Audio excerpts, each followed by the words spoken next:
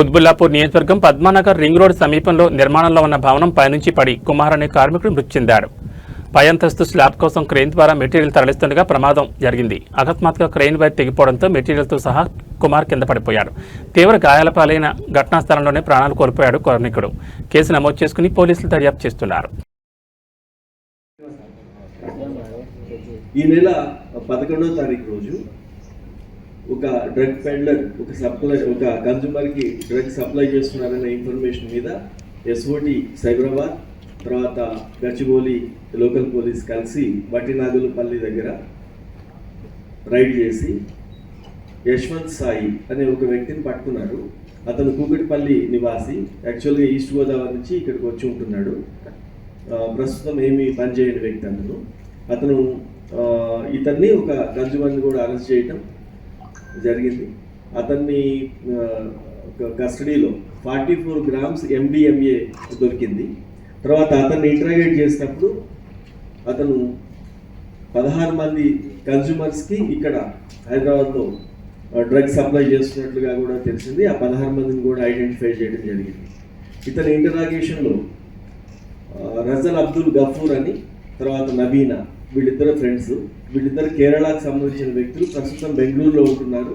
వాళ్ళ ద్వారా ఇతనికి ఈ డ్రగ్ వచ్చినట్లుగా ఇంటరాగేషన్లో చెప్పినందుకు మనము టీమ్స్ ఫామ్ చేయటము, 2 టీమ్స్ పంపించడము.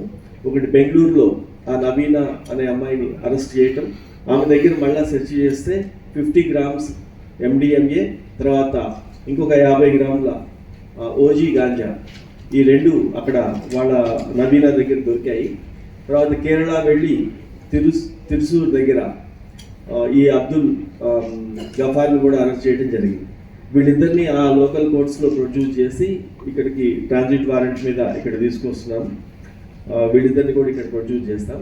అయితే ఈ ఇంటరాగేషన్లో వాళ్ళిద్దరిని కూడా అడిగినప్పుడు ఇంకా మనకి 2 ఇండియన్ పేర్లు తర్వాత ఒక నైజీరియన్ పేరు వచ్చింది. వీళ్ళని పట్టుకోవడానికి కూడా ఇప్పుడు టీమ్స్ ఫామ్ చేసి వాళ్ళని కూడా త్వరలోనే అరెస్ట్ చేయడం జరుగుతుంది. ఇక్కడ మనకి దొరికిన ఈ 16 మంది సంబంధించిన వ్యక్తుల్ని పిలిపించి డ్రగ్ టెస్ట్ చేస్తే అందరూ పాజిటివ్ ఉంది. వీళ్ళని కూడా కోర్టులో ప్రొడ్యూస్ చేస్తాం.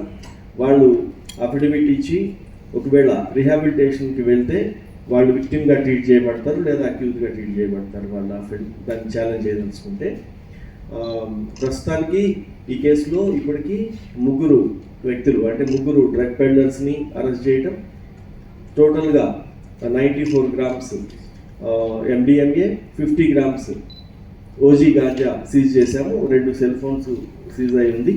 ఇంకా మిగిలిన పరారీలో ఉన్న 2 డ్రగ్ పెడ్లర్స్ ఇండియన్స్ తర్వాత ఒక నైజీరియన్ గురించి టీమ్స్ ఫామ్ చేయడం జరుగుతుంది.